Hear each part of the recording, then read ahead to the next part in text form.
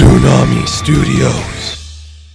Hello everyone, and thank you for watching this video. And normally when I do these big reviews for the spoiler stuff, I'd like to do it on camera, but I've had a lot come up and I wasn't really able to get to it. So instead, we're going to be talking about The Mandalorian Season 2, and you're going to be seeing some pictures floating by of screen caps from the entire season when we talk about each episode. And in this video, we are going to be ranking Season 2 of The Mandalorian, all 8 episodes, which one was my least favorite to my favorite. Now, while we get into this, I do want to say that I really enjoyed every episode of this show.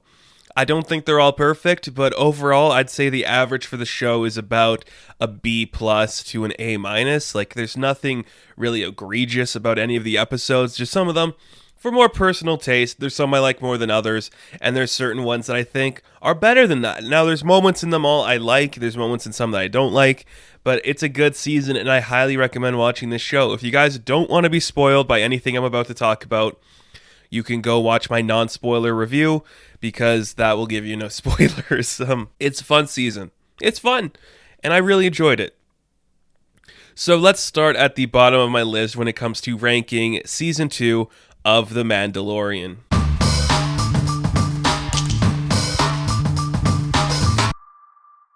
And coming in at number 8, we have Chapter 12, The Siege. Now, this is the episode directed by Carl Weathers, and this one just kind of like flew under the radar for me because not a lot happened that I was interested in. It's kind of your classic schluck when it comes to Star Wars. I'm not super into the characters of Carl Weathers plays, what's his name, Grief Karga, I think, and I don't really care for Cara Dune, and they were kind of like the center stage in this episode. I don't think they did particularly bad. I just don't think they did that interesting or did anything that cool or fun.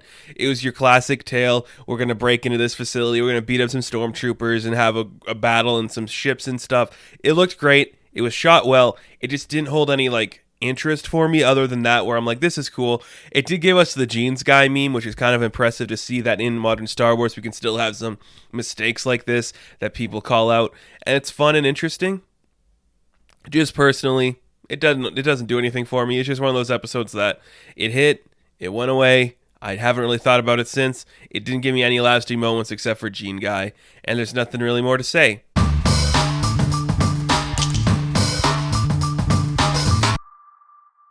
And coming in at number 7, we have Chapter 11, The Heiress. Now, this one was actually, when it first came out, I'm like, this is really good.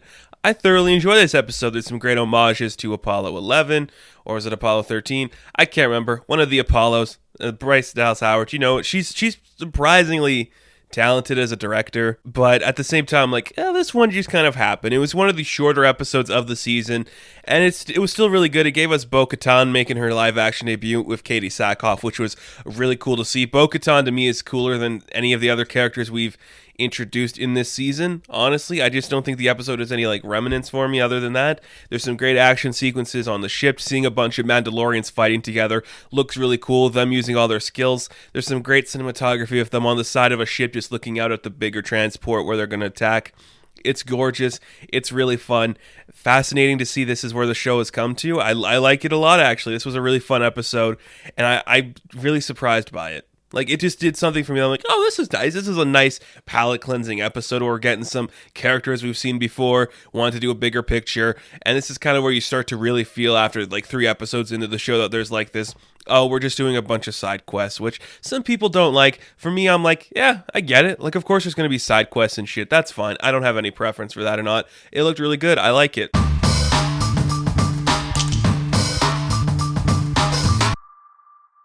And coming in at number 6, we have Chapter 16, The Rescue. This is the finale to the show, of this season, I should say.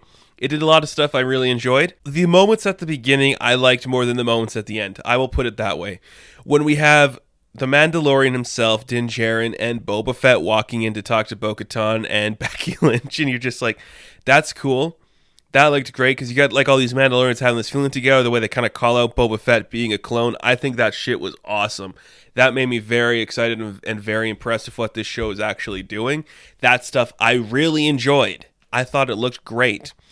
Later on, I'm like, it's fine. I think the idea of having all the female characters killing a bunch of stormtroopers and stuff was presented better than what they did in Endgame with all their female characters, but it wasn't as good as all the characters beating up a Nazi in The Boys. So that's pretty much like, oh, it's a good, cool moment, like all these characters together.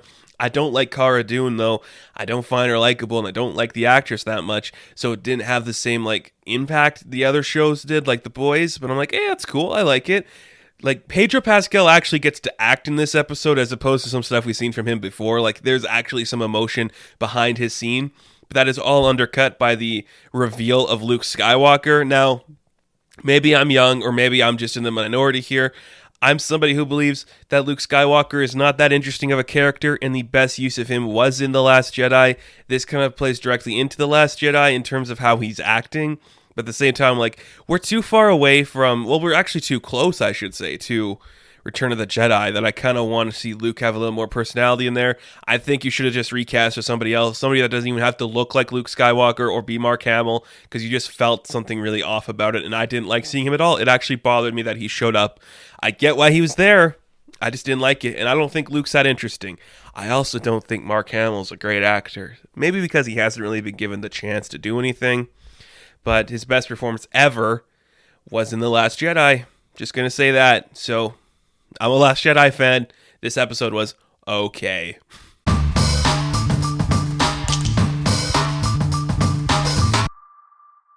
And coming in at number 5, we have Chapter 10, The Passenger. I really like this episode. I think I like it more than a lot of people, just because I like these standalone things where we're being attacked by giant spiders in the middle of like a mountain made of snow. There's creatures coming at us everywhere. The tension's rising. The feel of like relief when they are eventually saved is important and impactful.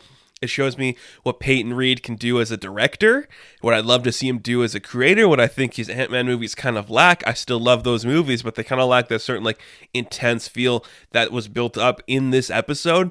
The character gets a lot to do here of Din. We see that Grogu gets a lot to play here too. And the character of the passenger, the way that she interacts with our character in The Mandalorian is really cool and really impressive to see. I actually thoroughly enjoy having that character in here. And it was really great dichotomy between the way that the two present themselves. I thought it was really good. This episode gets a lot of hate for being nothing and it doesn't do anything to impact the story, but you don't have to impact the story in every single episode. Sometimes you just want to go on a nice adventure with your characters, and that's what we're lacking in a lot of these big blockbuster kind of shows. It's just these nice little moments of our characters, and that's what The Passenger was to me. I actually really enjoyed that, so that's why I put it at number 5.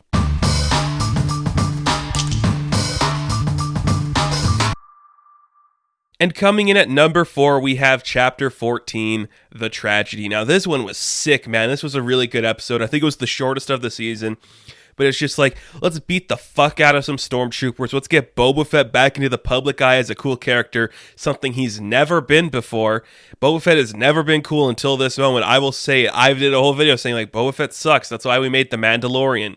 But they made him cool. Fennec returns. Ming-Na Wen is fantastic and great. Just the way that they're beating up all the stormtroopers, the way that kind of connects into like the larger lore with the Jedi and the Typhon and like the rock that you put the kid on. Like, it's cool. It was a really fun episode.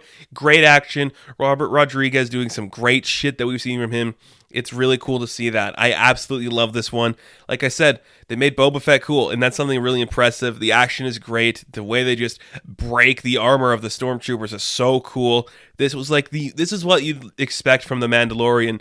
It's just this really hardcore, intense, gritty action, and that's what we got. And it worked really well. I think this is going to be one a lot of people put at the top of their list for a great episode, and I don't disagree. Like I said, I like all these episodes a lot. This one was really great.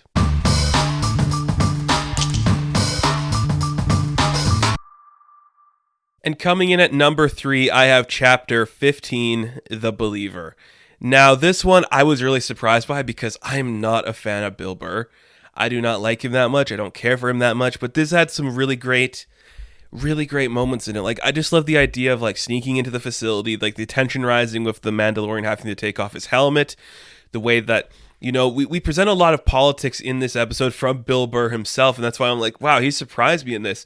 He's like, what's the difference? Can you just like not show your face, or can you take off your helmet? Because those are two different things. And Hound's like, people on Alderaan believe the same thing of somebody else, but people on Mandalore believe something different. And at the end of the day, they're both still dead planets. Like, they're not coming back. And his speech talking about how, like, how is it good to, like, work for an empire if it means people that are innocent get killed, and what does that do? Some great action with them trying to escape. Again, murdering a bunch of stormtroopers, which is pretty cool to see. It's a nice kind of tropical-like planet that I really enjoyed seeing. The tension of them on, like, the, the cargo, I guess it's like a truck or something, just delivering, like, that Rodanium or whatever they called it. It's really cool. It's a really fantastic and really well put together episode. It reminds me of, like, a classic, I don't really know what you'd call it. There's a film, I can't remember the name of the film, but it's kind of like that idea that you're, like, driving through enemy territory with something that could potentially explode. I think that's really cool to see. I love this episode a lot. It really surprised me because I had no anticipation or no interest in this episode, but I'm like, this is awesome. This is really cool. I'm really happy we're getting to see this.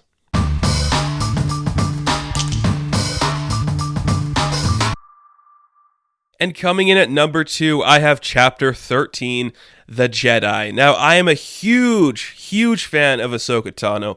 I think she's the best written female character in Star Wars, just because she's been given the love and respect that she so desperately needed, and I think she's great. Her live-action debut, fantastic, amazing, off the walls, incredible, absolutely worth your time if you want my honest opinion. Great in every regards of the words, but the cinematography and the scope that this is presented, and I think all that comes from Dave Filoni, just the way he's creating this visceral experience of this definite homage to, like, these old samurai or western films, and it's so gorgeous to see. Rosario Dawson knocks it out of the park. Again, Pedro Pascal's actually given something to do here. We learn a lot about the history of Grogu and what he was related to in the Jedi Temple and all that stuff. It's cool. It's really fun just to see. This is kind of an episode that we wouldn't be expecting in a different show, and it's great to see that here. Really fun stuff. It just looks brilliant and fantastic, and again, the cinematography and the direction is gorgeous. It's just straight up a samurai film where we're, like, protecting a village from the evil tyrant who took it over. It's really cool. It's such a good episode, and if you're an Ahsoka fan, how can you hate this? It's going to give you everything you wanted for this character for so long.